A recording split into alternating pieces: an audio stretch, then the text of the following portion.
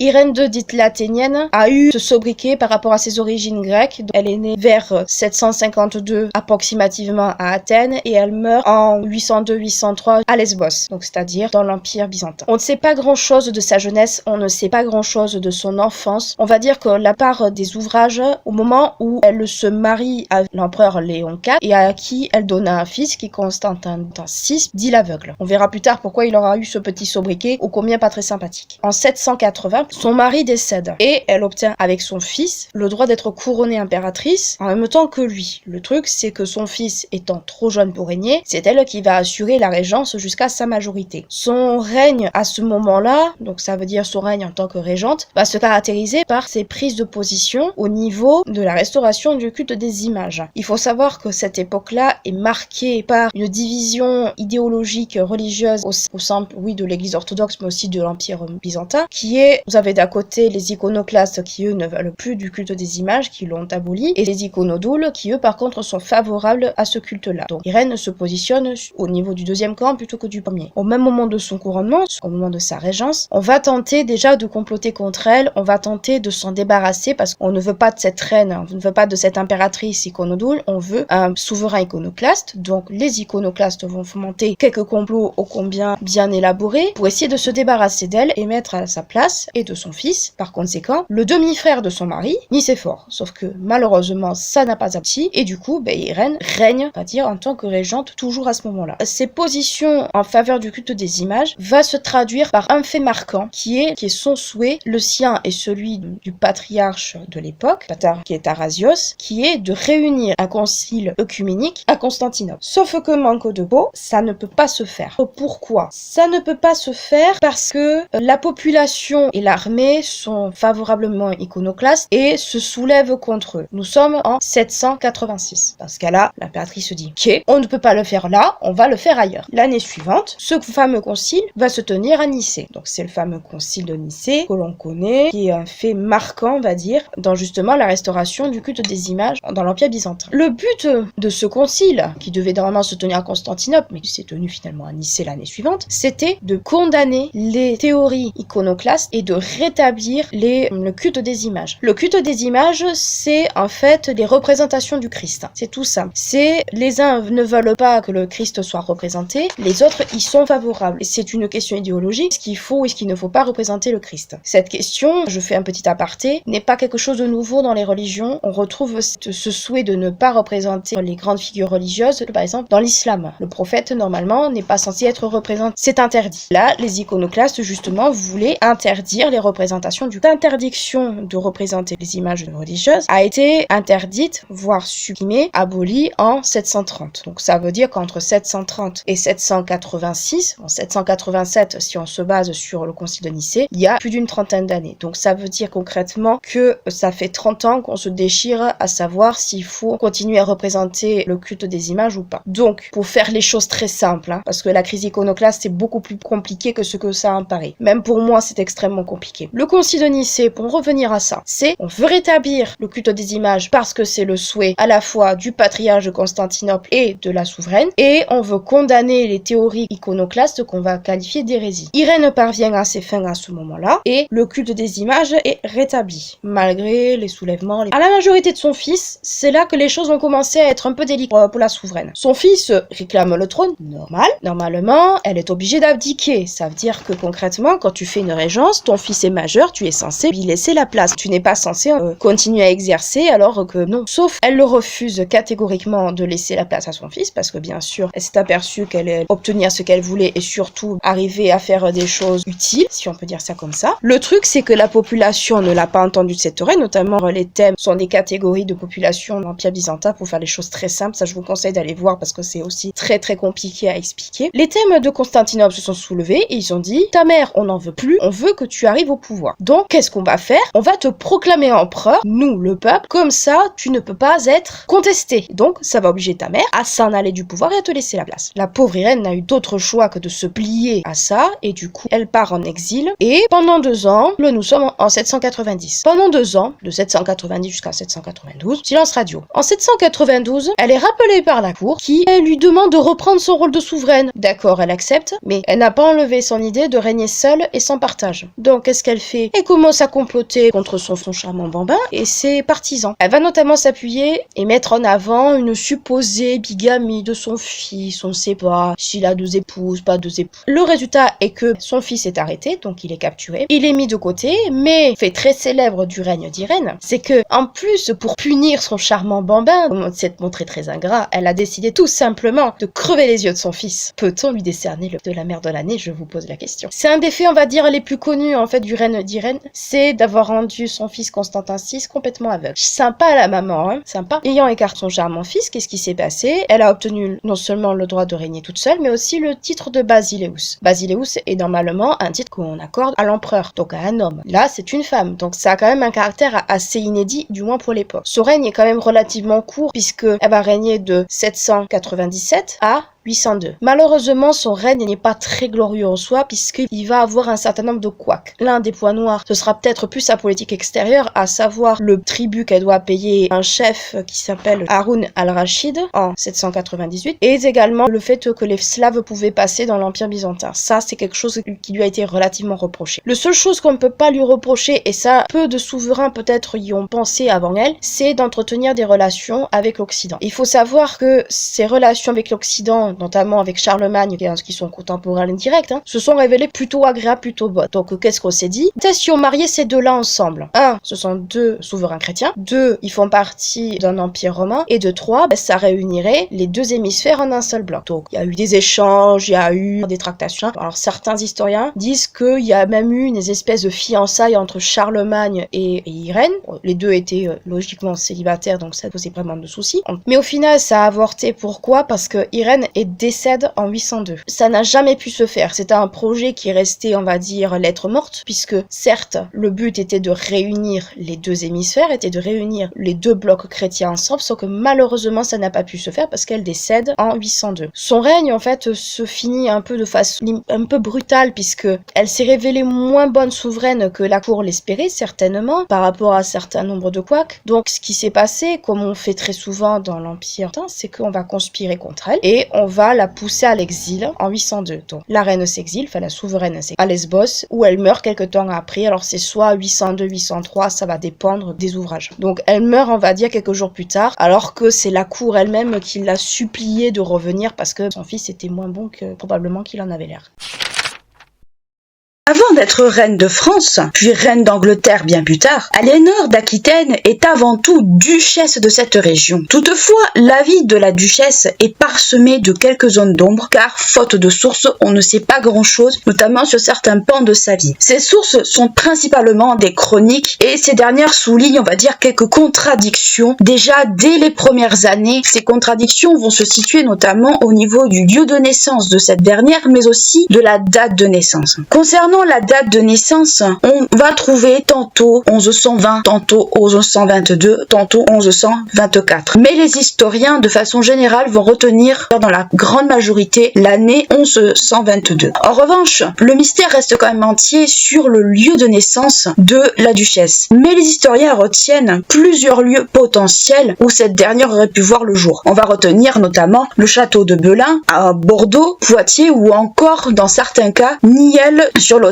en Vendée. Donc, autrement dit, le mystère demeure encore. En revanche, il est certain que la duchesse est morte en 1204 à Fontevraud, à un âge qu'on va situer aux alentours des 80 ans, 82 ans, selon les dates retenues par les historiens et par les sources sur lesquelles ils ont travaillé. Aliénor est la fille du duc d'Aquitaine Guillaume X et d'Aénor de Châtellerault. Aliénor grandit dans une cour d'une extrême richesse à la fois culturelle, et cette richesse culturelle est due à son grand-père, un personnage ô combien haut en couleur, le duc Guillaume IX, dit Guillaume le Troubadour. On ne sait pas véritablement si elle l'a connu ou pas. Le mystère demeure également à ce niveau-là. Les historiens ont un doute sur le fait qu'elle l'ait connu, car il est mort 2 ans après sa naissance, dans les dates qui sont retenues. Guillaume IX est un personnage, comme je vous l'ai dit, très haut en couleur. En effet, ce dernier est considéré comme le plus ancien troubadour du Moyen-Âge, du moins de cette époque du Moyen-Âge. Moyen-Âge. En effet, il compose de nombreux poèmes, de nombreuses chansons et il s'entoure d'énormément d'artistes, d'énormément de troubadours, de poètes à sa cour. Il est connu également pour être un très grand amateur de jolies femmes et ce penchant va lui valoir quelques petits ennuis avec notamment l'église. Ce penchant pour les jolies femmes le pousse d'ailleurs à abandonner son épouse légitime, Philippa de Toulouse, pour sa maîtresse d'Ange Rosa, vicomtesse de Châtellerault. En plus de cela, il faut ajouter sa participation à quelques intrigues politiques, pas forcément de très grosses intrigues, mais des intrigues politiques quand même. Et également sa participation, selon les historiens, à la première croisade, alors mi-95, si on compte, on va dire l'appel à la croisade, mi-98. Prenons un peu cette fourchette-là. Mais globalement, on va lui prêter quelques petites escarmouches. Et il est également connu pour ce manque cruel de considération envers les ecclésiastiques, ce qui lui vaudra d'ailleurs une excommunication. Alors, faut savoir que cette excommunication, elle est due en partie parce qu'il a abandonné son épouse pour sa maîtresse, mais également parce qu'il se montrait ouvertement très anticlérical et très irrévérencieux envers les ecclésiastiques de son époque. Donc, un personnage très haut en couleur et qui n'a pas peur, on va dire, de dire ce qu'il pense, ce qui lui vaut quand même quelques petits ennuis. Toutefois, comme je vous l'ai expliqué, ce dernier a participé à la première croisade et il fait partie de ces barons qui se battent aux côtés des grands princes. Et dans ces grands princes, on peut par exemple citer Godefroy de Bouillon, mais vous en avez beaucoup d'autres. Mais il fait partie de ces cortèges de barons aux côtés des grands princes justement de l'époque, des grandes figures qui vont aller combattre justement en Orient. Quand Aliénor est née, elle bénéficie justement des bienfaits de cette cour brillante qui est notamment à Poitiers qui est quand même un centre culturel relativement important. Et cette fameuse cour brillante date justement de l'époque de ce fameux grand-père. Cette cour d'ailleurs devient un centre intellectuel relativement important dès l'époque de Guillaume IX. Le père d'Aliénor, Guillaume X, est un personnage qu'elle connaît et qu'elle côtoie le plus. C'est son père, même si elle va le perdre relativement tôt. Beau mangeur, athlétique, mais qui s'ennuie rapidement pour certaines choses et pas toujours très doué dans les activités physiques. Et comme bien sûr son père le faisait, il malmène les ecclésiastiques et l'église, un petit peu à cœur joie. Il flirte quand même, exactement comme son père Guillaume IX, avec l'excommunication. Et toutefois, malgré tout, ce dernier va revenir sur le droit chemin de l'église, appartenait en 1135, sous l'influence de Bernard de Clairvaux. Bernard de Clairvaux, on le connaît, c'est un moine cistercien très important dans cette période du Moyen-Âge. Bernard de Clairvaux, c'est un petit peu la figure ecclésiastique que l'on va le plus consulter, que l'on va voir le plus dans certains moments de crise ou ce genre de choses. Et ce fameux Bernard de Clairvaux, par une certaine forme de prophétie, d'avertissement, selon un peu comment on le lit, on peut y voir différentes interprétations en tant qu'historien, mais il réussit à lui faire suffisamment peur, entre guillemets, pour le pousser à se convertir et à se repentir. On ignore toutefois si Aliénor, à l'âge qu'elle avait, qui devait se situer entre les 12 et 13 ans, a assisté à ce fameux épisode de Parthenay, mais on peut le supposer sans vraiment le mettre en avant. Et à cet âge-là, on considère d'ailleurs que les jeunes filles, et c'est le cas au Moyen-Âge, et je précise quand même, et je tiens à souligner ça, qu'on marie les enfants jeunes, mais ce n'est pas quelque chose de courant. Je tiens quand même à le préciser, surtout à certaines périodes. On considère d'ailleurs que les jeunes filles comme Aliénor, justement, qui ont entre 12 et 13 ans, qu'elles sont, on va dire, nubiles, c'est-à-dire en âge d'être mariées, en âge, on va dire, de pouvoir procréer. Autrement dit, à la puberté. Quant à la mère d'Aliénor, elle meurt en couche en 1130. Autrement dit, elle va connaître sa maman un certain temps, mais pas suffisamment longtemps. Par ailleurs, si on regarde l'entourage familial autre que ses parents d'Aliénor, on peut souligner la présence d'une sœur, Pétronille, ou Alice, ou Aélis, selon les sources, qui serait née en 1126, et d'un petit frère, qu'on appelle Guillaume l'Aigu, qui meurt malheureusement en 1130. Donc, entre la mort de sa mère en 1130 et la mort du petit frère, certains historiens mettent en avant que c'est en mettant au monde cet enfant que sa mère serait morte, ce qui est hautement probable puisque le taux de mortalité au Moyen-Âge quand même reste relativement important, quelles que soient les couches sociales. À cette époque, au XIIe siècle, le domaine dans lequel règne entre guillemets, Guillaume X, puis Aliénor par la suite, et puis bien plus tard Richard Cœur de Lion, est un domaine immense. C'est un des plus grands domaines, on va dire, de France. Il englobe un certain nombre de régions au niveau territorial. Là où royaume de France va se situer centré principalement autour de l'Île-de-France, autour de la région parisienne et légèrement autour. Donc c'est un tout petit territoire. Le domaine des ducs d'Aquitaine est immense. Il regroupe un certain nombre de régions, la Gascogne, l'Angenais, le Quercy, le Périgord, Saintonge, l'Angoumois, l'Aunis, le Poitou, la Marche, le Limousin, l'Auvergne, le Gévaudan, Forez et une partie du Berry. Donc ce qui fait que c'est un sacré gros morceau, un des domaines les plus riches, notamment au niveau de l'agriculture, et un très grand domaine viticole. Et ce domaine, en fait, la royauté, en plus on va dire de d'autres domaines, c'est un des grands domaines, on va dire, sur le royaume de France aimerait bien se récupérer. Comme ça, on assit le pouvoir et on est content, surtout dans le sud. Surtout que le sud qui est un petit peu rebelle. Par ailleurs, ce fameux grand domaine d'Aquitaine, Athènes, Poitou, tout ce que vous voulez, bénéficie d'une certaine forme d'autonomie. Donc autrement dit, on a le domaine d'Aquitaine qui est quand même relativement autonome. On a le comté de Toulouse qui est un espèce d'inopié de beaucoup de ses voisins et du royaume de France. Donc ça fait un sud, on va dire, relativement indépendant sans pour autant être indépendant. On peut voir ça comme une semi-indépendance, mais je mets ça avec de très très gros guillemets et en semi-autonomie également avec des très gros guillemets. Hormis ces quelques notions, on va dire, autour de sa famille et ces quelques épisodes que l'on peut supposer qu'elle ait vécu dans son enfance, on ne connaît extrêmement peu de choses de son enfance à proprement parler, car les chroniques médiévales s'y attardent peu. Et c'est notamment le cas dans les chroniques qui relatent l'enfance, entre guillemets, des rois et des reines de France. Toutefois, on peut souligner, par exemple, tout dans les sources, l'usage de dénominations, de différentes dénominations pour désigner justement Aliénor quand elle est duchesse d'Aquitaine et même un peu avant. On peut trouver par exemple la dénomination dans les sources d'Aénor, comme par exemple le nom qu'a sa mère, ou encore d'Éléonore, ou encore d'Aliénor. En fait, ce sont des variantes du prénom, mais quand on situe à peu près les dates dans les sources et les moments, on devine qu'on parle bien d'Aliénor d'Aquitaine. C'est juste dire une forme de déformation ou une forme, on va dire, de nom avoisinant le sien. On attribue son prénom à diverses origines, diverses et variées, mais globalement, partez du principe que si vous voyez ces prénoms-là dans des sources, c'est qu'on parle vraiment d'Aliénor d'Aquitaine. Même si on sait très peu de choses de son enfance, toutefois, Aliénor d'Aquitaine, et même, on va dire, ses frères et sa sœur de façon générale, ont quand même bénéficié d'une éducation à la fois littéraire et religieuse relativement pointue et relativement soignée. Ce sont, on va dire, les rares informations qu'on va trouver dans les sources, on va dire, la concernant, et notamment au niveau de son enfance. En effet, la duchesse a eu des précepteurs ça ne surprend pas parce que c'était quand même une riche famille, qui lui ont appris les rudiments, on va dire, d'une culture relativement classique. Elle lit certains auteurs comme Ovide, mais également des poésies et des chants issus des troubadours. Ça surprend pas parce que son grand-père était lui-même un des plus anciens troubadours du Moyen-Âge. Cette petite fille côtoie également diverses cours, on va dire, du Sud. On a la cour de Bordeaux, la capitale justement de ce fameux duché d'Aquitaine, mais également probablement celle de Poitiers, qui est un centre intellectuel par excellence. Toutefois, à côté de l'étude de ces choses profanes, il ne faut pas oublier qu'il y a une éducation religieuse qui est également enseignée. La jeune Aliénor a également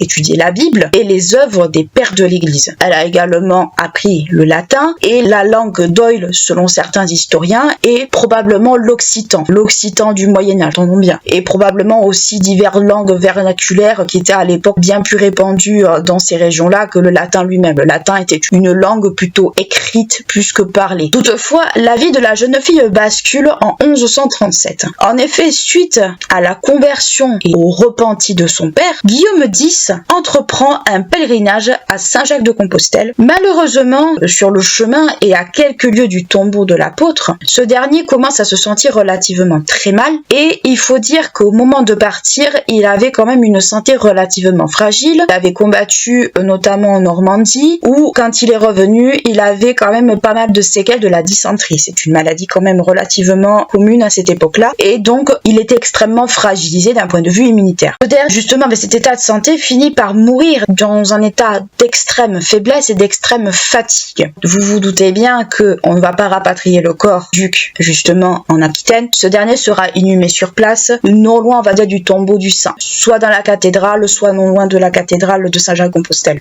Avant de partir pour ce pèlerinage, Guillaume X confie ses filles, alors soit à l'archevêque de Bordeaux, mais c'est plus cette version qui sera retenue que l'autre, soit selon certains historiens, la jeune fille aurait été confiée à son oncle Raymond de Poitiers et avec lequel elle aurait entretenu ses premiers amours, bien ses premiers flirts un peu adolescents et tout ce qui s'ensuit. Mais c'est pas la version la plus retenue et c'est une version qui a été, selon ce que les historiens en ont ressorti, on peut supposer que c'est une version qui a été faite a posteriori, notamment par rapport au fait qu'on l'a beaucoup calomniée à l'âge adulte et donc pourquoi pas en rajouter une couche quand elle était plus jeune. Son frère Guillaume d'Aigle étant mort très vite, très jeune, passage, c'est donc Aliénor qui hérite du duché d'Aquitaine et du comté du Poitou. Toutefois, la jeune adolescente est trop jeune, on va dire, pour diriger le duché à elle toute seule et surtout, elle reste seule à la merci de rapts et de mariages forcés. En effet, la crainte qu'il va y avoir à ce moment-là, vu que c'est l'aîné d'une famille, c'est le fait que certains barons un peu agités des alentours la kidnappent et se marient avec elle de force pour avoir la main mise sur le duché d'Aquitaine et sur tout le reste. Dans un texte contenu dans les annales de Cîteaux, écrit en latin, mais que les historiens supposent que c'est plus un texte apocryphe, c'est-à-dire dont la véracité est un petit peu remise en question. Dans ce fameux texte, on mentionne le fait que Guillaume X place ses filles, donc Pétronille, la cadette, et Aliénor l'aînée, sous la protection de son suzerain, et son suzerain c'est le roi de France, c'est Louis VI, dit le Gros, afin qu'Aliénor soit mariée convenablement, lègue à sa fille aînée, ce fameux domaine d'Aquitaine et du Poitou. Ce qu'il faut comprendre dans tout ce gros bazar, c'est que à la mort de papa, Aliénor devient duchesse d'Aquitaine en absence d'héritier mâle, et comme elle est trop jeune et comme elle n'est pas en capacité, mettons ça entre guillemets, de pouvoir diriger le duché toute seule et de diriger le duché vu son jeune âge, il faut qu'elle trouve un mari convenable, mais avec qui toute tentative de rapt soit totalement écartée. À ce moment-là, je précise, si au moment de la conversion de son père, elle a 12 ou 13 ans, là, on va situer plutôt vers les 15 ans, 16 ans, à ce niveau-là. Donc, elle est encore une adolescente. Avec la mort de Guillaume X, et en tant que fille aînée du duc, Aliénor hérite donc du titre ducal. Ce n'est pas rare au Moyen-Âge que les filles héritent de ce genre de position, et quand on va avoir un titre tombé quenouille, pour l'expression, c'est le suzerain qui est en charge, en fait, de prendre en charge de marier l'orpheline. Son père ne s'en étant pas préoccupé au moment de son vivant, c'est donc à son suzerain, le roi de France, qui va s'en charger. C'est donc avec cette nouvelle en tête, quand cette fin de mois de mai-juin, selon les historiens 1137, que les émissaires de l'archevêque de Bordeaux se rendent au château de Bétigny, où le roi Louis VI, dit Louis le Gros, a établi sa cour. C'est une cour itinérante, je le rappelle. Les cours itinérantes se déplacent de château en château. Vous allez vous demander pourquoi Louis le Gros. En fait, il n'est pas très rare que durant, on va dire, les règnes des rois de France, au Moyen-Âge, on en retrouve quand même un sacré paquet de petits surnoms bien agréables comme ça, il n'était pas rare qu'en fait, on prenne une particularité physique ou une particularité quelconque et qu'on en fasse une espèce de sobriquet attelé au nom du roi. Vous avez par exemple Pépin le Bref, vous avez Louis le Jeune, vous avez ce genre de choses. Donc c'est pas discriminatoire, c'est juste l'époque en fait qui mettait en avant ce genre de petites choses un peu sympathiques comme ça. Louis VI, roi de France depuis une bonne petite trentaine d'années, et par contre à ce moment-là, en cette année 1137, en très mauvaise santé. En effet, les contemporains racontent qu'il aurait eu des soucis au niveau du ventre, puisqu'ils appellent des flux du ventre, en très mauvaise santé, et ce dernier peut mourir, on va dire, d'un jour à l'autre. Donc on peut supposer que c'est suffisamment grave pour que on s'en inquiète. À cette époque, le roi est conseillé par l'abbé Sugère, qui est encore une fois, avec Bernard de Clairvaux, une des grandes figures de cette époque du Moyen-Âge. C'est vraiment conseiller par excellence que tout le monde veut. Avec la mort de Guillaume X, le roi est donc confronté à cette notion qui est propre à la société féodale, qui est à ce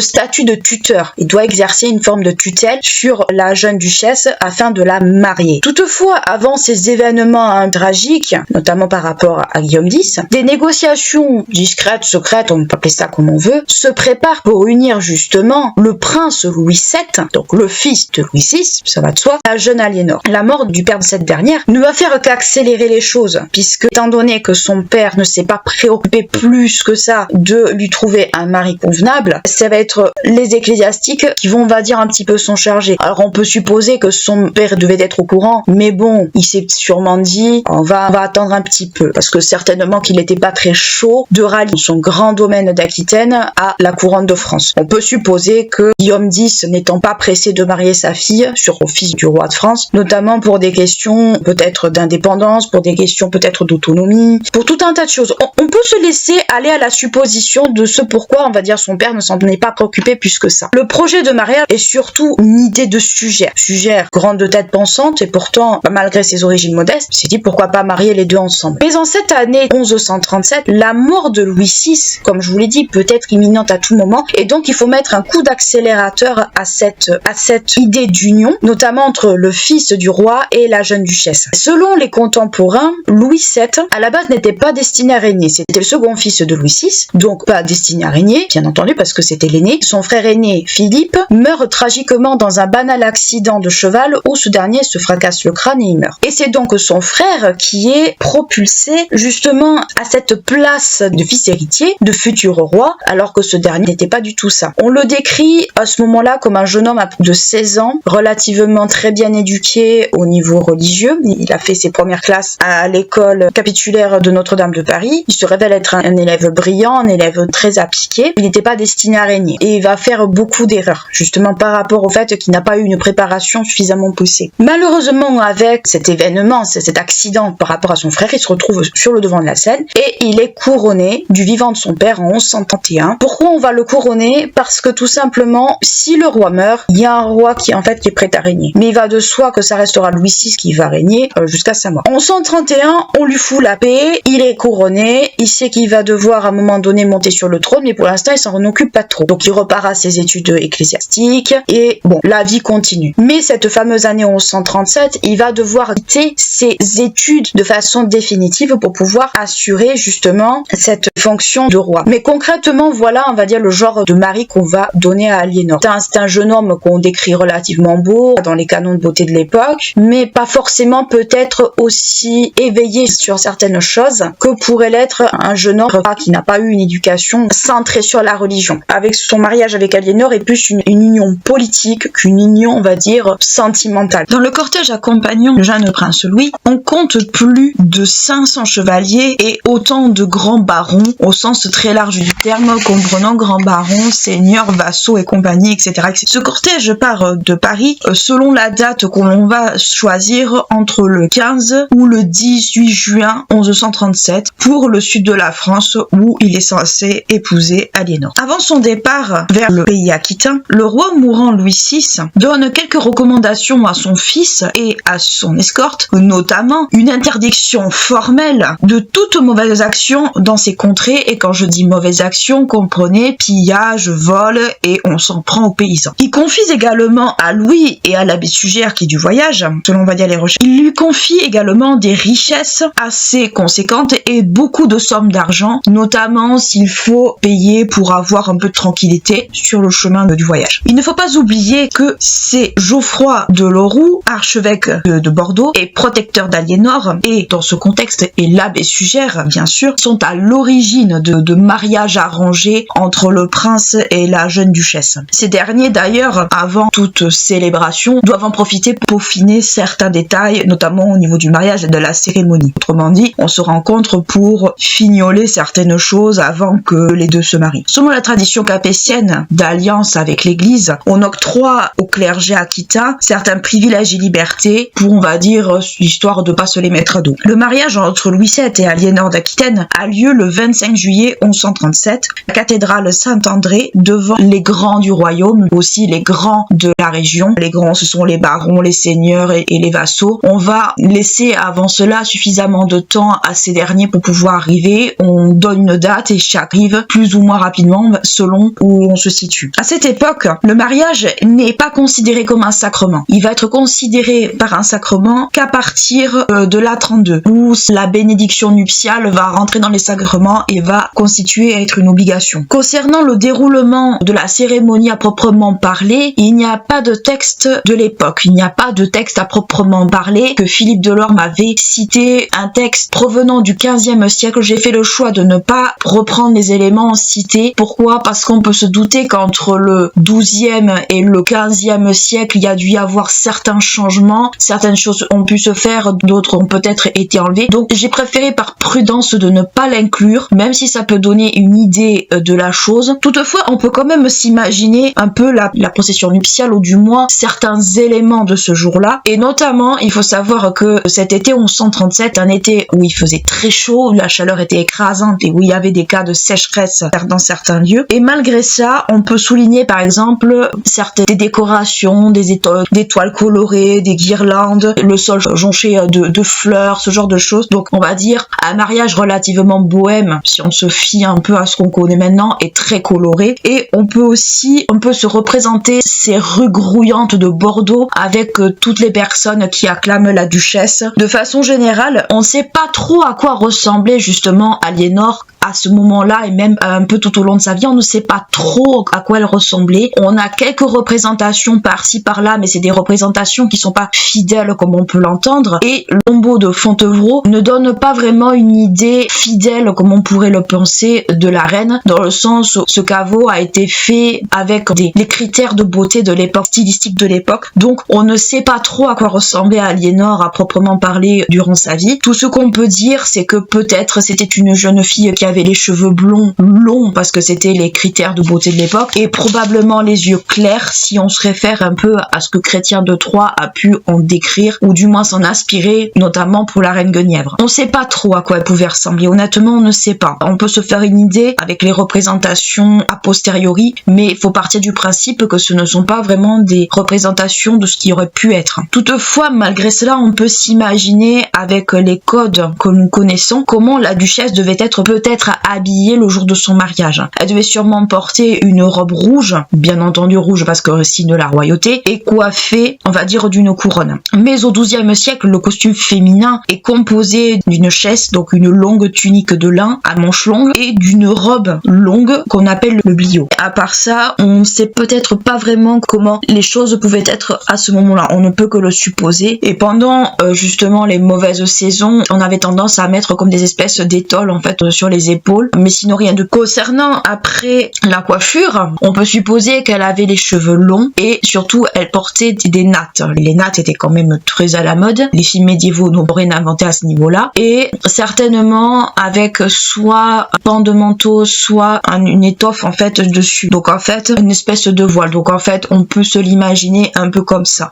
Ces fameux habits. On peut toutefois imaginer que vu la renommée de la duchesse, on peut aussi s'imaginer que ces habits, même si c'était on va dire des vêtements standards, ils devaient être quand même d'une relative richesse, puisque le commerce avec l'Orient plus ou moins se toujours sentir, et puis le duché d'Aquitaine était quand même un duché assez riche. Donc on peut tout aussi bien s'imaginer qu'il y avait également quelques richesses venues d'Orient, des soieries ou du brocart ou ce genre de choses, donc des matériaux très précieux. À ce mariage, et pour conclure en mariage, moi le cortège des festivités et compagnie va durer de la cathédrale de Saint-André jusqu'au château de Lombrières, où ils sont censés, on va dire, prendre le festin nuptial à proprement parler. À ce mariage, il faut pas oublier que c'était un petit peu monnaie courante à l'époque, Aliénor apporte une dot. En effet, Louis VII, par son mariage avec la duchesse, devient duc d'Aquitaine, mais cela figure notamment sur les deniers frappés par les ateliers bordelais et ceux aussi d'Angoulême, mais ce titre en fait ne paraît pas sur son sceau. Il est duc d'Aquitaine sans vraiment être duc d'Aquitaine, dans le sens où ce n'est pas une annexion du duché d'Aquitaine à proprement parler, donc il est duc sans être duc. C'est un petit peu difficile, mais partie du principe que même si Louis VII a épousé Aliénor, il n'est pas duc d'Aquitaine pour autant, du moins le duché ne lui appartient pas totalement. Le fait que ça ne soit pas une annexion fait que certaines régions comme la Gascogne ou l'Aquitaine gardent leurs privilèges, leurs droits et leur autonomie et leurs lois un peu particulières. Toutefois, le couple en fait ne s'éternise pas pour les festivités du mariage dans ce fameux château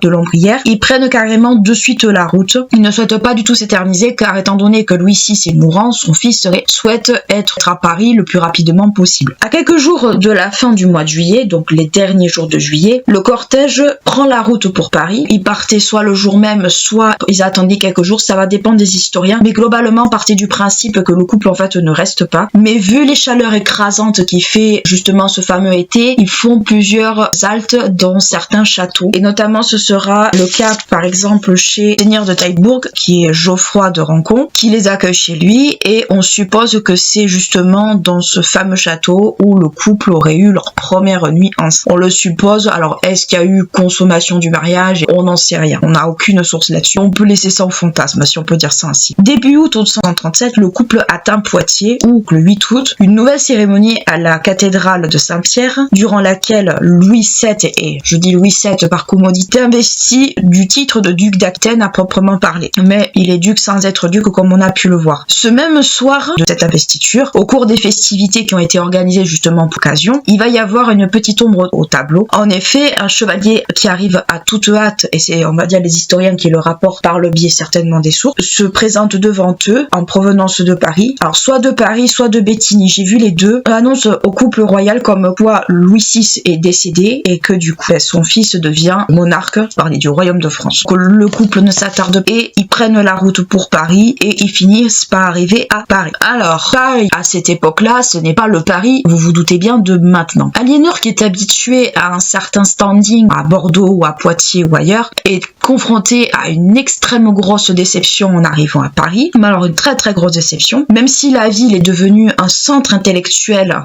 parce qu'elle a de nombreuses écoles, c'est une ville en fait qui compte aux alentours des 3000 personnes, mais qui s'entasse en fait dans les enceintes. Ça s'entasse, les rues sont sales, elles sont boueuses, c'est agité. En fait, c'est un Paris qui est entre le raffinement, le centre intellectuel et un Paris dire élégant. Si on doit, on va dire, expliquer le Paris de l'époque, on va prendre par exemple sur la rive gauche, il y a de l'ancien héritage romain, voire gaulois, où on va trouver surtout les abbayes de Saint-Geneviève et de Saint-Victor qui ont justement ces fameuses écoles. Et on va retrouver à côté de cela des vignes et des prés. Donc rien à voir, diamétralement opposé. Sur la rive droite, on va trouver surtout les principaux centres de peuplement, notamment aussi les principaux centres de production artisanale. Et la cité, l'île de la Cité, c'est un ensemble, on va dire, de rues étroites, sinueuses, boueuses, sales. C'est exactement, on va dire, le cliché de ce qu'on peut imaginer au Moyen-Âge. Les rues ne sont pas pavées à l'époque, pas encore. Il faut savoir que, ne serait-ce que par exemple à Toulouse, on va commencer à paver les rues juste au 14e et 15e. À Paris, ce sera bien avant, mais sachez que le fait de paver les rues ne va pas de soi à cette époque-là. On va retrouver quand même quelques pôles de commerce et d'artisanat comme l'orfèvrerie ou ce genre de choses. On va retrouver certains pôles intellectuels, mais globalement, le Paris de l'époque n'est pas le Paris de maintenant. Et dans la partie occidentale de l'île de la Cité va se dresser le vieux palais royal, qui était autrefois justement une citadelle romaine et qui a été rénové au temps de Robert le Pieux. Il a quand même eu quelques rénovations, on est bien content. Ce dernier a rajouté notamment un donjon, la chapelle Saint-Nicolas et ce que l'on va appeler le logis du roi. Et dans ce fameux logis du roi, la jeune reine va y passer quand même un sacré bout de temps, même des fois la pauvre certainement à s'ennuyer, et elle va quand même réussir à recréer une forme de cour comme elle a connu justement à Poitiers, à Bordeaux. Enfin, elle va reconstituer ça, une cour petit à petit, où elle va faire venir troubadours, des poètes ou ce genre de choses pour se divertir, pour divertir aussi ses suivantes. Donc elle va instaurer un style bien à elle à la cour des Capétiennes, qui est une cour triste, maussade, très monastique, très froide. Du coup, elle va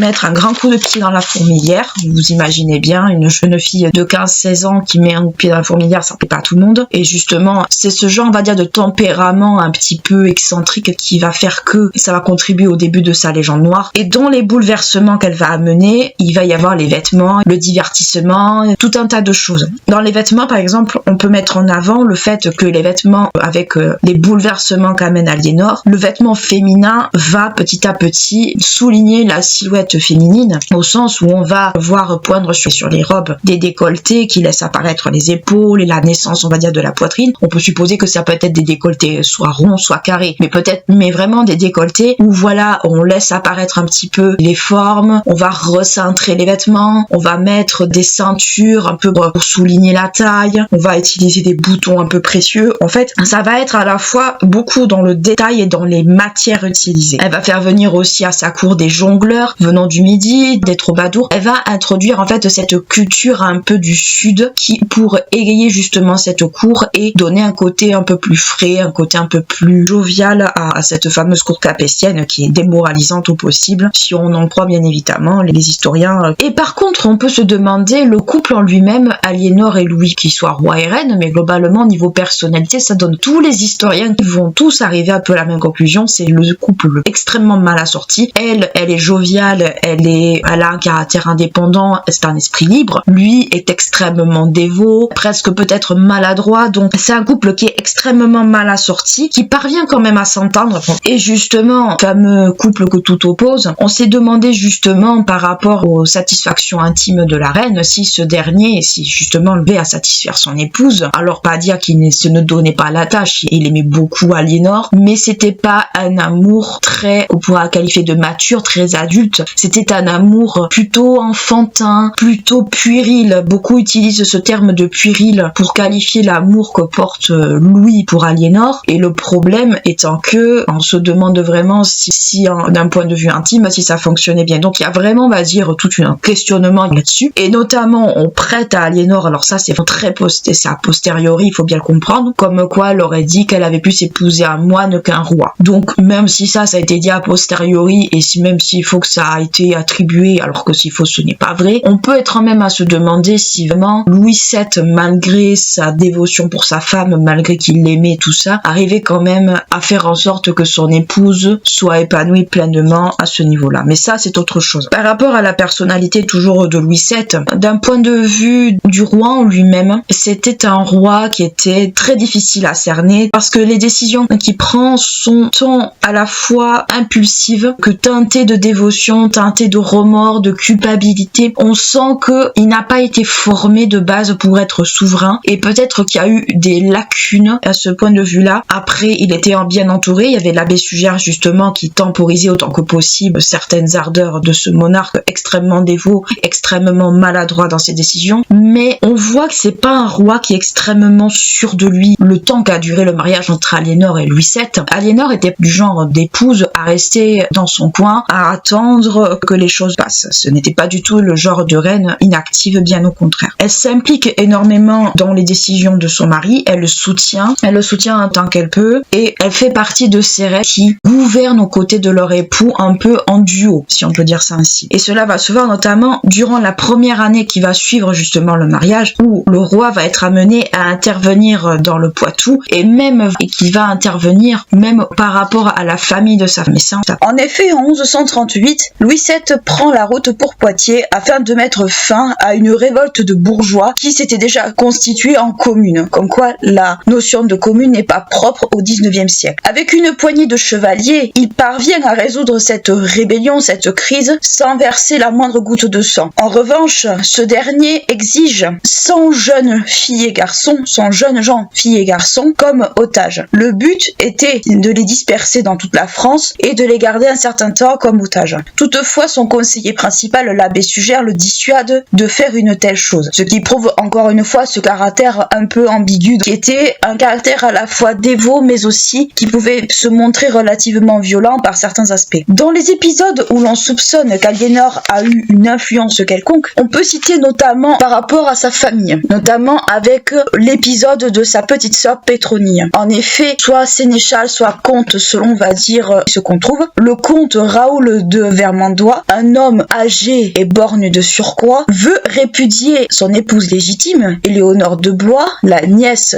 Thibaut IV, comte de Champagne, et malgré les tentatives de Bernard de Clairvaux, ce dernier, donc ce fameux comte de Vermandois, reste sourd et campe sur ses positions. Il veut aller jusqu'au bout de son entreprise, et son entreprise est qu'il veut épouser la jeune sœur de la reine, Pétronie, qui est alors âgée de 17 ans. De plus, cette relation, ce contexte, rend les relations entre le roi de France et le comte de Champagne relativement difficiles, car ces deux-là entretiennent déjà de base, avant cette escarmouche, des relations quelque peu tendues. Pourquoi ce dernier veut répudier justement la nièce du comte de Champagne? C'est avant tout pour épouser, comme je vous le disais, la jeune sœur de la reine. À cause de cela, le couple illégitime risque l'excommunication. Or, on peut bien imaginer la reine Aliénor ne pas vouloir que cela arrive, notamment pour sa petite sœur. Les relations entre le roi et le comte de Champagne sont tellement tendues par rapport à cette histoire, et probablement à d'autres antécédents, que ces derniers en arrivent aux combats armés, et des combats armés assez violents par moments. Et l'épisode qui illustre ce côté violent justement de ces affrontements est celui de l'été 1142 à Vitry en Perthois, où environ 1 millier de personnes meurent brûlées vifs dans l'église où ils s'étaient réfugiés afin d'échapper aux troupes royales. Cet événement où justement toutes ces personnes sont mortes brûlées vives à cause justement de cette histoire de répudiation, marque très profondément le roi de France pendant très longtemps. Ce dernier est rongé par la culpabilité, par les remords, et cela va prendre plusieurs aspects, notamment pour expier justement cette faute. Et pour couronner le tout, au niveau privé, rien ne peut apaiser le roi. En effet, cela fait plusieurs années que Louis et Aliénor sont mariés, et ils n'ont toujours pas d'héritier mâle, pour ne pas dire qu'ils n'ont toujours pas d'enfant. La seule grossesse qu'Aliénor ait connue à cette époque s'est soldée par une fausse couche. La question d'un héritier est encore plus d'actualité, et on peut se demander toutefois si les rumeurs de stérilité de la reine n'ont pas commencé déjà à circuler à tort ou à raison. Comme pour expier ses fautes, Louis VII va s'imposer un certain nombre de marques de piété, et notamment des jeûnes, des macérations assez sévères. Il cherche surtout également à s'attirer les bonnes grâces du clergé en effectuant plusieurs actes pieux entre 1143 et 1144. L'acte de piété le plus significatif que l'on peut souligner est celui du 11 juin 1144. Ce jour-là, le couple royal assiste à la consécration de la nouvelle abbatiale de Saint-Denis, et Louis VII apparaît justement à cette fameuse consécration en tenue de pénitent. Et son épouse, on peut se le douter, n'a pas suivi, on va dire, son époux dans cet acte de pénitence. Elle est habillée, elle est très richement habillée, et pareil, et coiffée comme on peut s'en douter. Parmi les ecclésiastiques qui sont présents donc à cette fameuse consécration, on retrouve l'abbé Suger, bien entendu, principal conseiller du roi, et une des figures principales de cette époque, et une autre figure qui est Bernard de Clairvaux. À cette consécration, notamment à la fin, la reine s'entretient en tête-à-tête avec Bernard de Clairvaux pour lui parler de certaines choses, d'un point de vue intime entre guillemets. Ce dernier fait un psychologue, et devinant probablement pourquoi la reine voulait s'entretenir avec lui, accepte bien entendu de vouloir l'écouter. Et aussi, cette dernière ne peut envisager l'excommunication de sa sœur et de son époux, mais peut-être plus de sa sœur que du vieux comte de Vermandois. Bernard de Clairvaux, pas par quatre chemins, lui explique très clairement que si, pour mettre fin à ces querelles, à ce contexte un peu lourd entre son époux et le comte de Champagne, il faut qu'elle accepte concrètement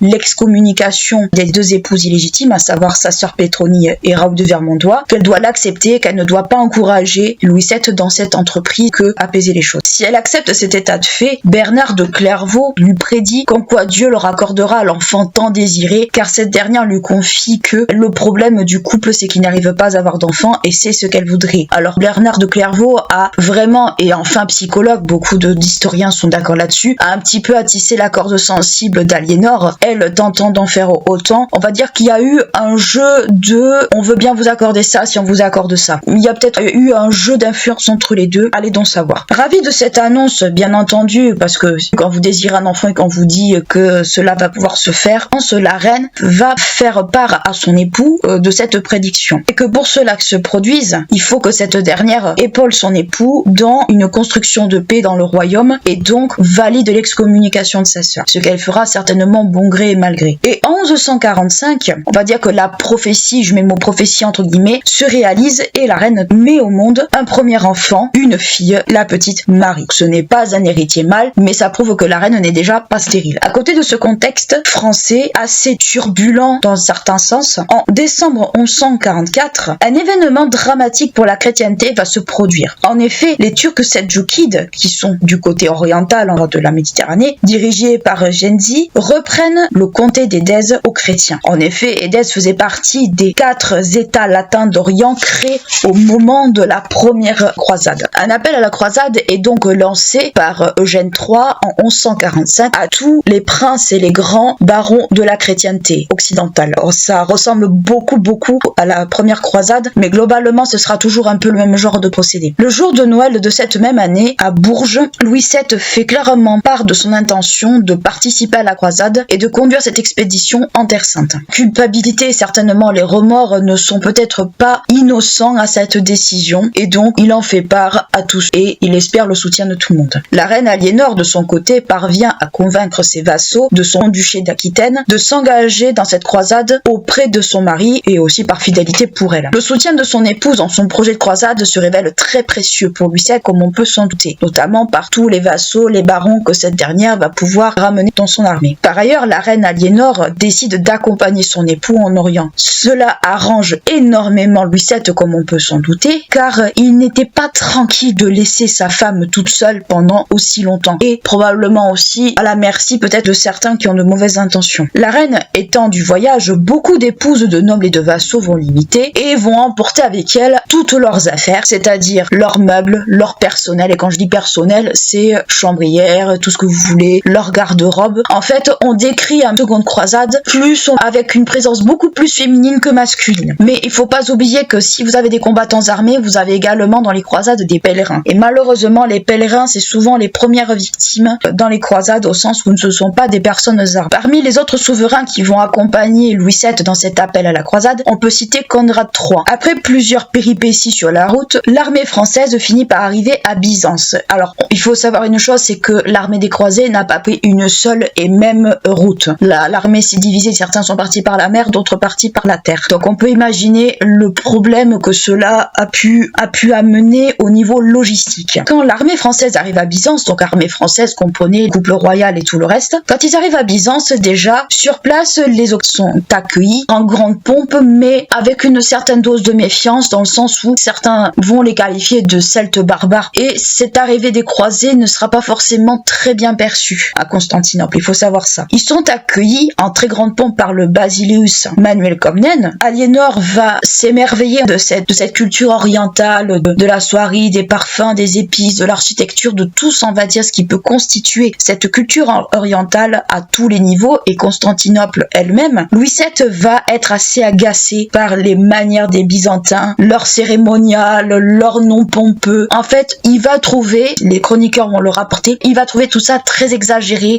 un peu matu vu, si on peut dire ça ainsi. Par ailleurs, les chroniqueurs qui, justement, ont accompagné le roi de France, on peut citer Eudes de Dale, qui, ce dernier, ne dresse absolument pas un portrait très flatteur déjà de la ville de Constantinople et de ses habitants. Pour vous dire un peu la chose qu'elle est, et pour en résumer la chose, en gros, il va expliquer que Constantinople est entre la vertu et le vice. Où le vice, on va dire, est plus maître que la vertu. Alors, faut pas le prendre au pied de la lettre, bien entendu, parce que c'est fait justement un peu pour dénigrer. Mais disons que autant il va reconnaître certaines choses propres à Byzance, qui sont les intellectuels et compagnie, autant il va souligner très grande force les mauvais côtés de la ville, à savoir la prostitution, ce genre de choses. Du moins, c'est ce qu'on peut en déduire en le lisant. Et c'est totalement normal parce que ce ne sont pas les mêmes cultures, ce ne sont pas les mêmes façons de voir les choses. Donc, il faut faire très attention avec les sources d'époque parce que s'il y a un parti pris derrière, et le parti pris, quand on le lit, on le sent très clairement. Comme vous vous imaginez bien, le couple royal, en sachant que Louis VII ne se plaît pas à cette cour byzantine, va prendre congé rapidement de Manuel Comnène et il va se diriger vers l'Anatolie pour prendre le bateau dans une petite ville portuaire d'Athalie. Mais entre-temps, comme on peut se l'imaginer, sur la route, les Turcs en ont bien profité pour leur tendre quelques escarmouches et faire quelques victimes au passage. Quand les croisés arrivent à Athalie, ils embarquent pour direction Antioche. Antioche, c'est un des états latins d'Orient qui ont été justement créés à la première croisade. Cet état d'Antioche est dirigé par un proche d'Aliénor, son oncle Raymond de Poitiers,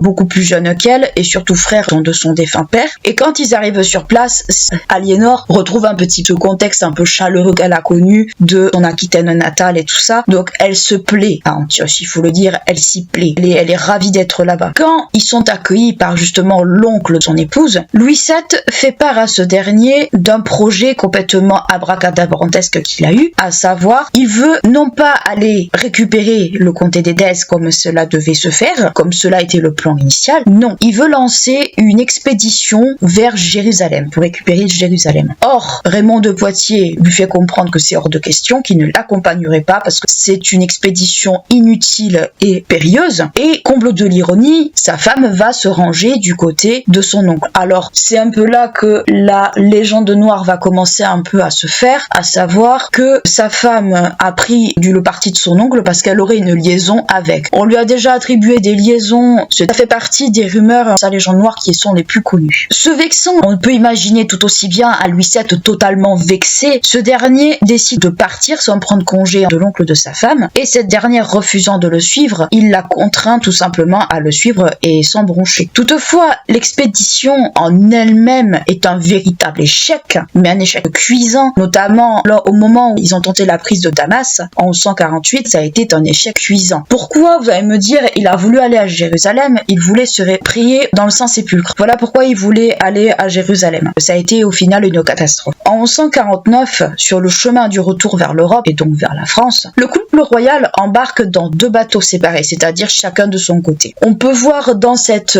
façon d'embarquer chacun de son côté un peu les prémices de ce qui va être un commencement de rupture. Cette traversée n'est toutefois pas de repos. En effet, la flotte royale se retrouve au milieu d'affrontements entre Siciliens et Byzantins. Le navire du roi s'en sort indemne, tout va bien. Par contre, celui d'Aliénor se retrouve capturé et il faut attendre plusieurs semaines pour que cette dernière soit délivrée et notamment secourue par les Normands, des Normands présents notamment en Sicile. Mais elle a été délivrée, mais la reine, de ce qu'on peut en comprendre, était quand même relativement malade et affaiblie. Donc on peut poser que c'était pas des conditions, on va dire, de tout repos. Le couple royal se retrouve dans un premier temps à la cour du roi de Sicile, Roger II de Sicile, à Potenza, et bien plus tard, ils vont se retrouver à Frascati, dans le Latium, à l'initiative du pape Eugène III, donc ils sont reçus par le pape. Mais il faut être très clair là-dessus, le couple étant froid, on peut s'imaginer un couple qui sent plus, qui ne sont plus d'accord sur rien, notamment depuis, alors selon ce qu'on va trouver, ça va être soit la querelle d'Antioche, soit l'incident d'Antioche. Dans tous les cas de figure, c'est la même chose.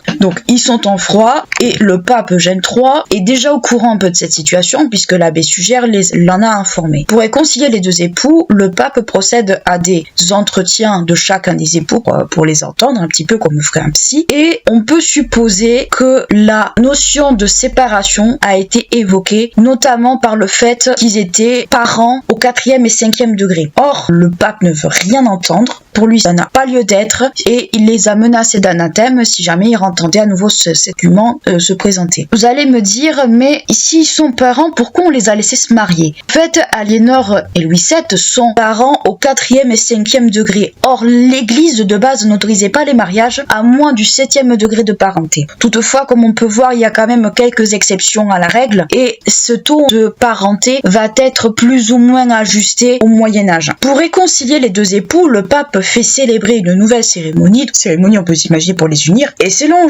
Jean de Salisbury, le pape les fait coucher tous les deux dans le même lit, donc dans un lit nuptial, on peut l'imaginer. Cette tentative n'aura pas toutefois été vaine, puisque sur le chemin du retour vers Paris, la reine s'aperçoit qu'elle est enceinte, et cela se situe vers la mi-novembre 1149. Cette dernière mettra au monde une deuxième petite fille, Alix, en 1150. Malgré cette tentative de réconciliation de la part du pape, la séparation se rapproche de plus en plus pour les époux entre l'incident d'Antioche, la parenté des deux époux et le fait que la reine n'arrive toujours pas à donner d'héritier mâle au roi. Cela commence à faire beaucoup et cela constitue des motifs suffisants pour un divorce. Par ailleurs, et le roi n'est pas totalement bête, Aliénor se fait courtiser par Henri de Plantagenet, donc le fameux Henri II, et ça ne lui plaît pas. On va dire la chose comme il est, ça ne lui plaît pas, même s'il ne dit rien. Même si ce dernier est décidé à divorcer de sa femme, l'abbé Sugère essaie d'expliquer au roi que ça ne serait pas dans son intérêt que Aliénor ne soit plus sa femme, notamment on peut supposer par rapport au duché d'Aquitaine, mais ça ne change rien pour le roi, il est bien décidé à se séparer de son épouse et il ne reviendra pas dessus. Fin 1151, le couple royal se rend une dernière fois ensemble en Aquitaine. Ils tiennent une cour pour Noël à Limoges la même année et au début de l'année 1152, ils vont à Saint-Jean de l'Angély où à ce moment-là, chacun va de son côté, c'est-à-dire Louis rentre sur Paris et Aliénor reste dans son duché. En 1152, un concile se réunit, alors un concile composé de prélats et de nobles, se réunit à Beaugency, pas trop loin on va dire d'Orléans, et là ils vont examiner le cas justement du divorce du roi et de la reine. Cette assemblée examine la situation du couple et valide, malgré l'interdiction du pape qui avait été faite, valide l'argument on va dire de consanguinité entre les deux époux et Aliénor a obtenu le divorce et c'est très rare que cela arrive mais cela arrive et elle peut épouser maintenant qui elle souhaite. Ce qu'il faut comprendre dans toute cette mélasse, c'est que Louis VII,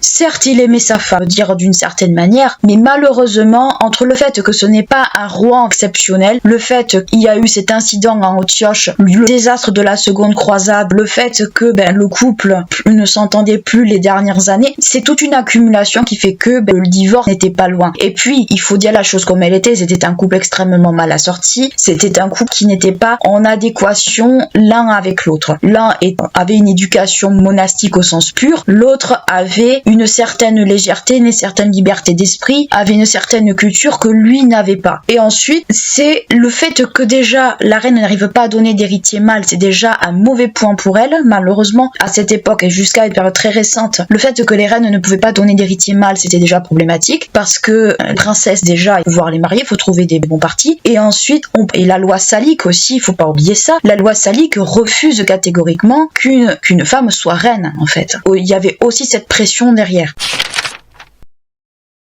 Henri Plantagenet est le fils de Geoffroy V, dit le Bel, comte d'Anjou et du Maine et duc de Normandie, et de Mathilde, dit l'emperesse, héritière du trône d'Angleterre. Pourquoi l'emperesse? Parce qu'auparavant, elle avait été épouse d'un empereur du Saint-Empire. Quand Henri rencontre Aliénor, il est décrit comme un jeune homme déjà beau, viril, plus jeune que la reine, à peu près une dizaine d'années d'écart entre les deux, et aussi extrêmement cultivé. Tout en fait pour séduire cette reine érudite, cultivée, amatrice, on va dire, de divertissement, tout ce genre de choses. Malgré les prétentions auxquelles Henri pourrait avoir par rapport à sa mère, par rapport à l'héritage de sa mère, il ne peut toutefois pas régner dans l'immédiat, puisque c'est son cousin qui règne sur l'Angleterre depuis 1135. Cette prise de pouvoir par Étienne de Blois entraîne une guerre civile entre ses partisans à lui et ceux de Mathilde l'emperesse, qui a, par son héritage en Angleterre, a plus de prétentions en fait pour le trône anglais. Quand Aliénor divorce de Louis VII en 1152, elle sait qu'elle doit vite se remarier. En effet, cette dernière est déjà très convoitée et on a peur d'éventuels rapts et mariages forcés par rapport à cela. En avril de cette même année, l'ancienne reine de France envoie une missive à Henri II qui est à Lisieux à ce moment-là. Le duc, très charmé par cette femme et tous les honneurs, on va dire, qu'elle a, décide de prendre la route avec elle compagnon pour aller rejoindre la duchesse. Henri et Aliénor se marient dans la plus grande discrétion selon les historiens. Alors soit dans la salle des comtes de Poitiers, soit dans la cathédrale de Poitiers en 1152. À ces titres de duchesse d'Athènes et de comtesse du Poitou, Aliénor peut y ajouter les titres de comtesse d'Anjou et du Maine et de duchesse de Normandie. Non loin de la trentaine, si déjà on sait qu'elle a eu 2 enfants avec son précédent mari, Aliénor donne de très nombreux enfants à Henri II. En premier, on peut citer Guillaume en 1153, Henri, le futur Henri III en 1155, Mathilde en 1156, Richard, dit Richard Cœur de Lion, le fils préféré à maman, en 1157, Geoffroy en 1158, Aliénor en 1161, Jeanne 1165 et Jean, le fameux Jean Santerre, en 1166. Avec ce mariage, Aliénor peut enfin gérer son domaine d'Aquitaine. Elle se fait faire un nouveau sceau, avec bien évidemment tous les titres qui lui sont attribués, affirme également une forme d'autonomie avec cette gestion de son domaine par rapport à son époux. Elle en profite pour recadrer certains barons un peu remuants. Elle accorde des franchises et des chartes à certaines villes, notamment pour se mettre les bonnes grâces des bourgeois locaux dans la poche. Elle distribue des bienfaits à l'isement, comme par exemple l'abbaye de Fontevraud. Elle fait tout un tas de choses en fait pour montrer qu'elle est relativement autonome. À cette époque-là, Aliénor n'est pas encore reine d'Angleterre. Elle a tous ses titres de comtesse et de duchesse, mais elle n'est pas encore reine. Toutefois, une surprise du destin les attend, son nouveau mari et elle. En effet, Eustache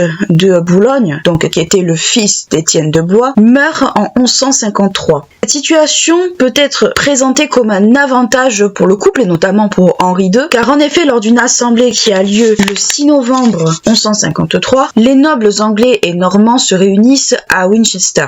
Un accord est alors trouvé et fait de Henri le nouveau successeur de son cousin. Étant donné que Étienne de Blois n'a plus son fils pour le succéder, on va consentir au fait que le roi prenne son cousin comme héritier. Il faudra pas qu'il attende longtemps car le roi décède l'année suivante et Henri devient alors roi d'Angleterre sous le nom de Henri II. En novembre 1154, le couple royal et leur fils Guillaume, ainsi que tout le cortège qui les accompagne, arrivent à Londres. Ils s'installent au manoir de Bermondsey. Le 19 décembre 1154, Henri et Aliénor sont couronnés à l'abbaye de Westminster par l'archevêque de Canterbury, Thibaut du Bec. Les déplacements réguliers d'Henri en Angleterre, mais aussi en France, car le domaine en fait d'Angleterre ne se limite pas à l'Angleterre à proprement parler, mais vous avez aussi tout un pan du territoire français qui est sous domination anglaise. Donc en fait, le domaine anglais dépasse très largement celui du roi de France, ce qui n'est pas forcément pour plaire au roi de France comme on peut l'imaginer. Donc ces fameux déplacements laissent très souvent Aliénor toute seule dans un pays dont elle ne connaît même pas la langue et dont elle ne connaît pas peut-être les us et coutumes, et où elle n'est pas forcément entourée de compatriotes qu'elle a pu prendre avec elle. Et sans compter qu'elle va passer une très longue partie des premières années du règne de son mari enceinte. Cette situation l'amène, durant la première partie de 1156, à assurer la régence de l'Angleterre en l'absence de son mari. En effet, dans les sources, on va retrouver des documents attestant de cette activité, notamment des signatures de chartes ou ce genre de choses. Durant l'été 1156, Aliénor et ses deux enfants, Henri et Mathilde, traversent la Manche comme cela arrive régulièrement pour rejoindre son mari à Angers. Alors Henri et Mathilde, sachant que le petit Guillaume décède à l'âge de 3 ans presque. Durant l'automne de cette année-là, le couple entreprend une tournée du duché d'Aquitaine. À Noël, le couple installe sa cour à Bordeaux, bien entendu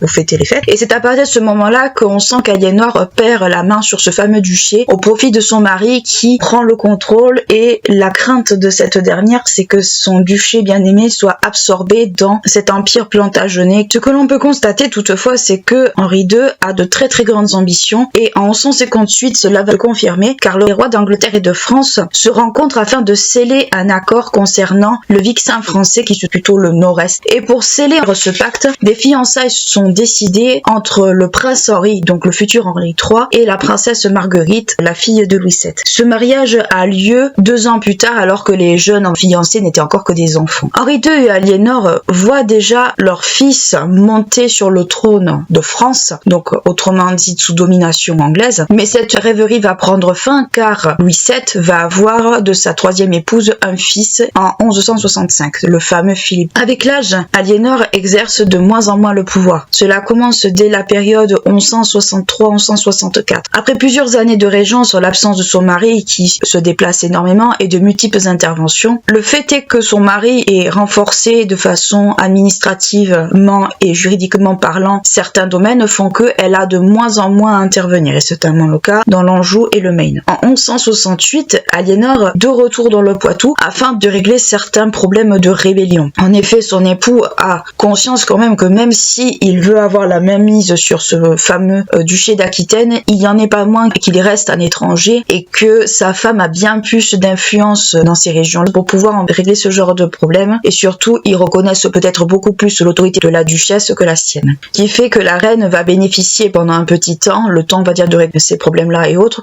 d'à nouveau d'une petite forme d'autonomie, mais cela ne va pas durer. Son mari en fait va lui octroyer une autonomie sur son duché d'Athènes que quand cela lui est profitable. La reine donc va résider dans le Poitou, et jusqu'en 1170, Richard, son fils préféré, et la petite Aliénor, qui elle porte le même nom que sa mère, vivent avec elle. Par ailleurs, Henri, voulant faire comme les Capétiens, fait couronner son fils Henri, donc Henri le Jeune, le futur Henri III, son vivant en 1170 à Westminster. Aliénor n'est pas présente à l'événement. Elle est restée à Caen pour s'occuper des 2 autres petits. En septembre 1170, Aliénor se rend à Bordeaux avec sa fille du même nom, et 2 ans auparavant, il faut souligner que la petite Aliénor, la fille de sa mère, a été mariée à Alphonse VIII, roi de Castille, et cette dernière va devoir prendre la route afin d'aller rejoindre son mari, et cette petite fille, pour cela, est confiée à des émissaires espagnols afin qu'elle puisse aller épouser le prince. Dans les événements dramatiques que l'on connaît au niveau du règne d'Henri II, on peut souligner l'assassinat par exemple de Thomas Becket, ancien chancelier du roi et évêque de Canterbury, dans son église par 4 chevaliers provenant de Bure. Cet assassinat de Thomas Becket était le chancelier, une forte tête de l'église de l'époque, c'était aussi le chancelier du roi, mais il pouvait arriver qu'il ne soit pas d'accord avec, et à un moment donné il le congédie, et l'assassinat de Thomas Becket en fait fait planer le doute en fait sur le rôle d'Henri II dans cet événement. Mais il n'y a pas forcément de preuves. Toutefois, cet événement alerte énormément la reine, qui fait que cette dernière s'en va, elle part pour le Poitou car c'est quelque chose qui reste assez choquant. Et cet éloignement commence petit à petit à marquer une forme de situation que l'on peut se douter, notamment au niveau du couple. En vrai, depuis pas mal d'années, le couple s'éloigne l'un de l'autre, et la reine, même si elle fermait les yeux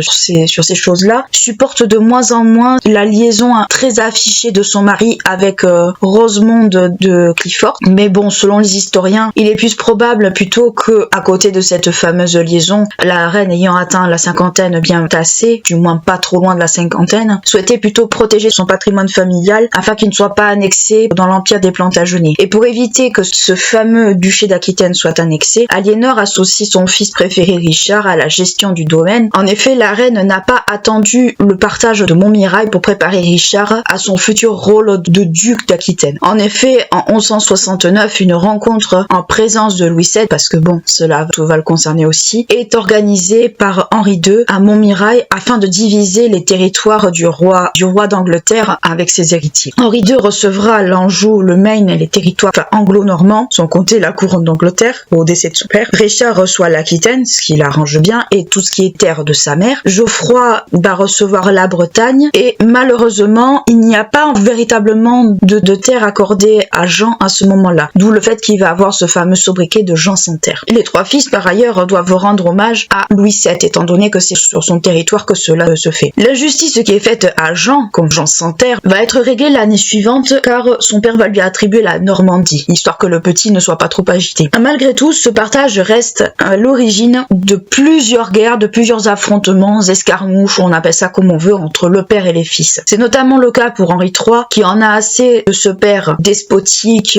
toujours omnipotent, qui ne le laisse pas profiter des revenus de ses domaines et à exercer ses charges, comme par exemple Richard le fait dans le domaine d'Athènes. Donc ce dernier en a marre et il veut pas renverser son père mais lui donner une leçon. En mars 1173, avec l'appui de Louis VII, son beau-père, et avec le soutien de la noblesse française, Henri III prépare une rébellion contre son père. Il parvient également, tant qu'à faire, à rallier ses deux frères avec lui, Geoffroy et Richard. Les contemporains pensent qu'Aliénor plutôt, même si certains ont des doutes et d'autres pas, que Aliénor est derrière cette rébellion de ses fils contre leur père, mais il n'y a quand même pas de preuve à ce niveau-là. Mais toutefois, elle soutient cette rébellion de ses fils face à leur père. Henri finit par écraser cette rébellion et à l'automne 1173, Henri II arrive dans le Poitou avec quelques mercenaires et à ce moment-là, Aliénor comprend que son mari n'est pas totalement bête et il a deviné qu'elle était peut-être instigatrice de ça. Elle comprend qu'elle doit s'enfuir de là avant que ce soit mauvais pour elle. Elle se réfugie dans un premier temps chez un oncle, Affre la Vineuse, mais ensuite, malheureusement, cet endroit-là commence un peu à grouiller d'hommes de son mari et elle décide de prendre la fuite. Alors, si on se réfère à Gervais de Canterbury, elle se serait déguisée en homme pour pouvoir s'enfuir, sauf que ça n'a pas marché. Le roi parvient quand même à la capturer et cette dernière est emprisonnée en Angleterre. Vu qu'elle avait été emprisonnée à Chinon, d'autres en Angleterre, on a un petit doute là-dessus. Et elle est conduite notamment dans un premier temps au château de Salisbury. À côté de cela, la rébellion de ses trois fils se finit et une trêve est signée en 1174. En septembre cette même année, une nouvelle assemblée se fait entre le roi et ses trois fils remuants à Montlouis et il leur impose certaines conditions. En théorie, je dis bien en théorie, les trois jeunes garçons perçoivent des terres, des châteaux et des revenus pour satisfaire tout le monde. Mais en pratique, le roi souhaite quand même avoir un œil sur eux et du coup, il ne leur accorde rien. En vrai, il ne leur accorde rien, c'est juste un écran de fumée. Aliénor, quant à elle, si on se demande où est-ce qu'elle est, malheureusement, elle est assignée à résidence. Toutefois, elle n'est pas maltraitée, pas enfermée dans un donjon froid et humide. Elle est un otage de luxe et dans les châteaux, elle va être notamment logée à Westminster, à Windsor ou encore dans le Devonshire. Elle peut également voir ses enfants au bout d'un certain temps, surtout les deux plus jeunes, Jean et Jeanne, donc qui sont encore petits. Sans qu'Aliénor, on va dire, puisse faire quoi que ce soit, une nouvelle guerre intestine entre les fils aînés et leur père se réengage. Et sans compter que père Henri II a voulu attribuer à Jean, histoire quand même qu'il ait aussi un peu de patrimoine, certains châteaux se trouvant sur le domaine d'Henri III. Donc rien pour faire plaisir à Henri III. Au début de l'année 1182, Richard de son côté, puisqu'il est à la tête du duché d'Aquitaine, doit faire face à une rébellion des nobles du Poitou, qu'il arrive à mater, on va dire,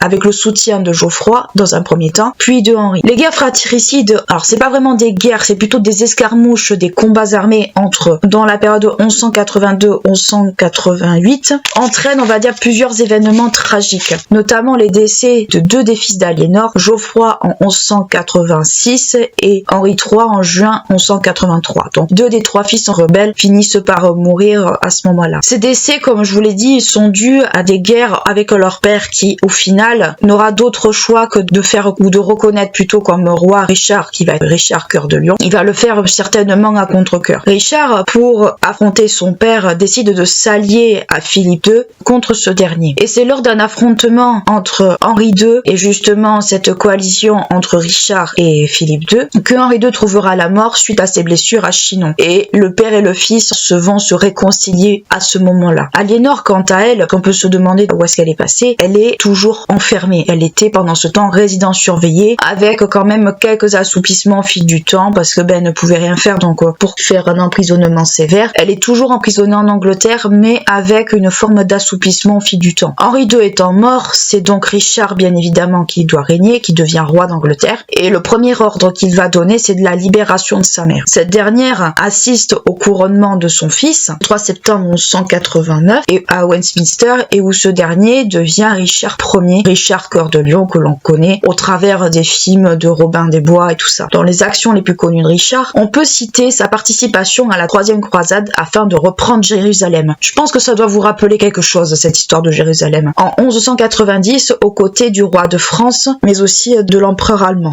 Donc le roi de France, vous comprenez, Philippe Auguste, car Jérusalem a été repris entre-temps par les Sarrasins. Donc autrement dit, on veut répéter ce qui s'est passé avec la croisade de Louis VII. Comme vous pouvez vous en douter, cette croisade a été un échec. Mais avant de partir pour la croisade, Richard demande à sa mère d'aller chercher sa nouvelle fiancée, car celui-ci avait déjà une épouse, il décide de la répudier. Il demande à maman d'aller chercher sa nouvelle fiancée en Espagne, qui est Bérengère, la fille du roi de Navarre Sanchez VI, pour l'amener en Sicile, afin certainement de la connaître et de l'épouser. La reine, bien qu'étant âgée déjà à cette époque-là, parvient à voyager sans difficulté jusque-là et à récupérer la fiancée de son fils. En Sicile, puisqu'elle arrive à arriver jusqu'en Sicile sans trop de peine, la reine retrouve Richard, bien entendu, avant son départ pour la croisade, mais aussi sa fille Jeanne, qui était veuve de Guillaume II de Sicile à ce moment-là. Donc des retrouvailles familiales. Et Jean Santerre, le fameux Jean Santerre, qu'est-ce qu'il devient dans l'histoire? Jean Santerre, de son côté, avait fait une promesse, certainement avec les croix dans le dos, comme on peut se l'imaginer, à Richard de ne pas venir en Angleterre avant que le roi revienne de croisade. Malheureusement, ce dernier ne tient pas sa promesse et tente de soulever les barons de Richard contre lui. En février 1192, Aliénor apprend que Jean compte rejoindre Philippe II contre Richard, car Richard a répudié la sœur du roi de France pour en épouser une autre. Aliénor se rend alors en Angleterre afin de dissuader Jean dans son entreprise. Vous vous doutez bien que cet enfant turbulent, mal considéré bien sûr, va écouter sa mère d'une oreille et pas de l'autre. Et en 1193, Richard est prisonnier en Allemagne et Jean, à ce moment-là, en profite. C'est tout simplement pour dire « Mon frère est mort, ben je vais régner ». Il décide en gros bien embêter mon monde. Mais Aliénor étant régente et fidèle à son fils préféré, faire comprendre que ce n'est absolument pas possible et surtout qu'elle ne changera pas d'avis. La reine, bien qu'étant âgée et bien qu'étant reine-mère, met tout en œuvre pour libérer Richard et notamment en rassemblant une rançon énormissime pour le faire libérer avec plusieurs soutiens. Cela se fasse rapidement. Le 4 février 1174, Richard est libéré du joug de l'empereur germanique et sa mère, pour faire bien comprendre aux gens que c'est Richard le véritable roi, décide de faire un second couronnement. Et cette dernière, pour plus de tranquillité d'esprit, peut-être pour pouvoir se reposer également, penser un petit peu à elle, demande à ses deux fils, donc Richard et Jean, de se réconcilier. En apparence, les deux fils vont se réconcilier. Seulement en apparence. Parce qu'en pratique, encore une fois, on imagine bien Jean Santerre faire les croix dans le dos en disant « je me réconcilie, mais en fait, tu peux toujours courir ». Cette tranquillité d'esprit en apparence étant faite, Aliénor se retire pour une retraite à l'abbaye de Fontevraud en 1194. Et si vous vous rappelez bien, Fontevraud est un des établissements où elle va accorder le plus de faveurs et où elle va donner énormément, certainement d'un point de vue pécunier également. Toutefois, elle garde un œil sur la vie politique et la vie publique, et notamment par rapport aux affrontements entre Richard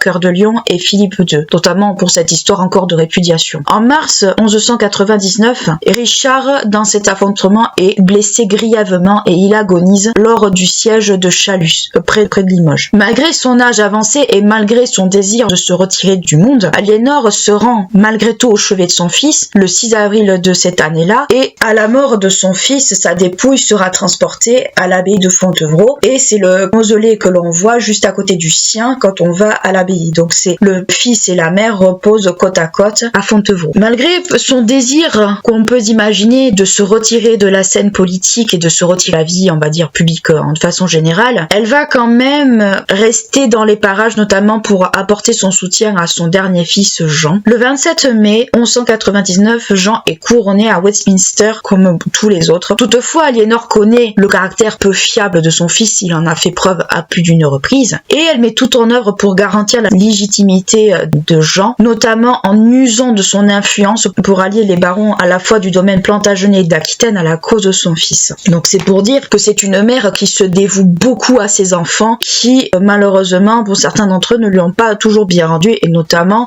Jean Santerre. À l'automne 1199, une trêve puis un traité en 1200 sont signés avec le roi de France, autrement dit, plus question de se batailler. Et pour signer cette paix, Aliénor se met en route pour l'Espagne, encore une fois, pour aller chercher une des nièces de Jean afin de la marier au prince Louis, le futur Louis VIII, fils de Philippe II. Arrivé sur place, et on peut s'imaginer la fatigue que ce genre de voyage peut faire sur une femme de son âge, Aliénor retrouve sa fille, Aliénor qu'elle n'avait pas vue depuis une trentaine d'années, et elle en profite pour passer du temps avec ses petites filles. Et son attention va se reposer sur Blanche, donc la future Blanche de Castille, qu'elle décide de choisir comme épouse, femme prince. Malgré le soutien qu'elle apporte à son fils, le règne de Jean est marqué par une multitude d'erreurs politiques et une très mauvaise gestion du royaume. Son règne, d'ailleurs, va marquer le début du déclin de l'ère des Plantagenets, et Aliénor, quant à elle, s'éteint en 1204 à l'abbaye de Fontevraud.